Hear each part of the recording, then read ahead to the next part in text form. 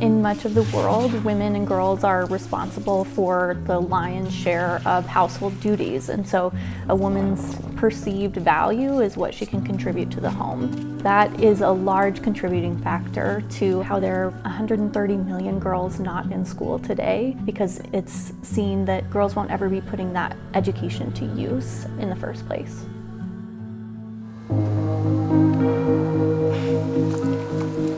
I've always loved school, loved learning, especially in college. So I went to the University of Idaho, and while I was in my sophomore year, I read the book Half the Sky about the plight of women and girls around the world.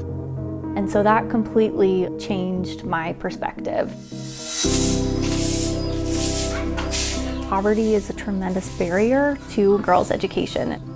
School supplies, tuition fees, and a uniform is typically one of the more expensive pieces. They can be one of the most cost-effective ways to keep girls in school. And so when I took this entrepreneurship class, our project goal was to create a business or a nonprofit and then to pitch it at these competitions. I had this idea rolling around in the back of my mind for the last 2 years about school uniforms. And one of my friends recommended, you have to talk to my professor.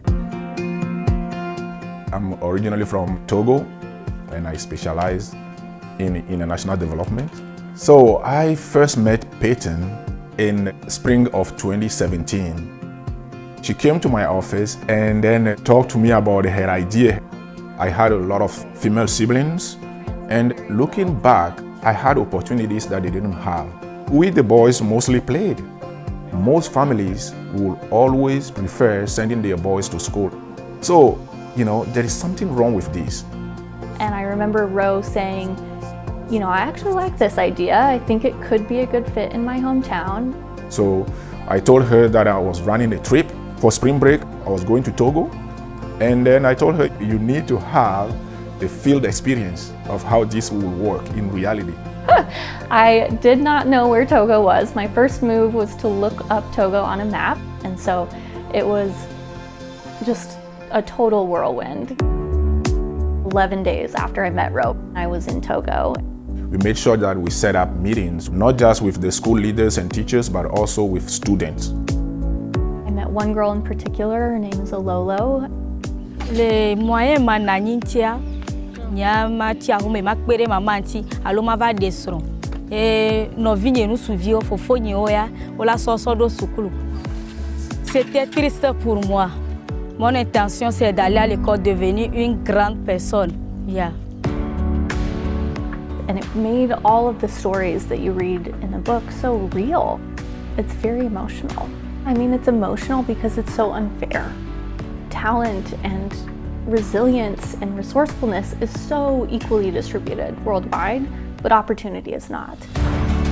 Ololo's story is the one that I told at these entrepreneurship competitions. And I was totally surprised when I won about $35,000 to start this project. And I knew I wanted and needed to do this work. And so I flew back to Togo about 2 weeks after I graduated and started She. So the name is Style Her Empowered. We go by She. And today, She is a nonprofit that creates sustainable education and employment opportunities for girls and women around the world. Today, when a girl enters our program, she not only receives a new school uniform, but she receives a full tuition scholarship, full year of school supplies, a reusable menstrual kit, and a year-round tutoring from our local staff.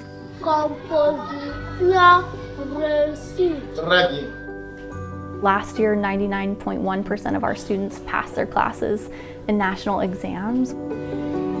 And so today we have 1,500 girls in our program across 21 rural communities in Togo.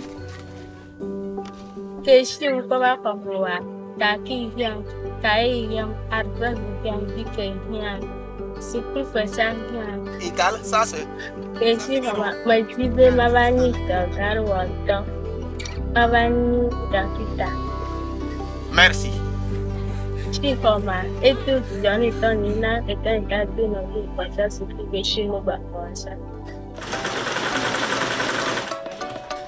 In addition to that, we have our factories where we sew all of our school uniforms. After we provided our first round of uniforms, we realized our students were outgrowing them very quickly. So that was where the uniform that grows was born. It grows 6 sizes and up to 12 inches in length. It adjusts in various parts of the body to provide a well-tailored fit.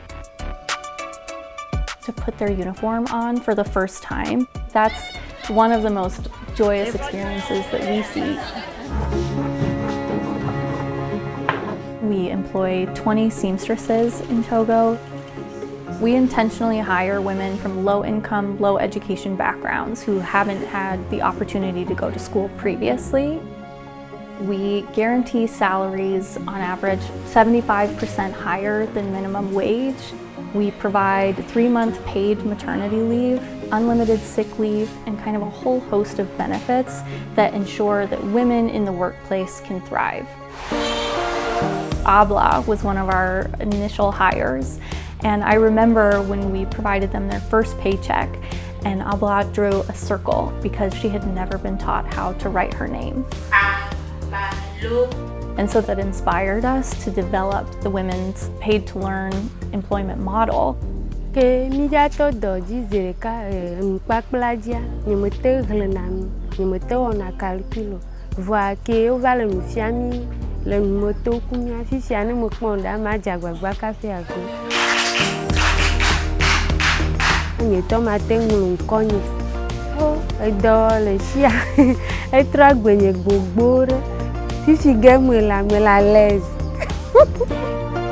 If given the opportunity, they thrive.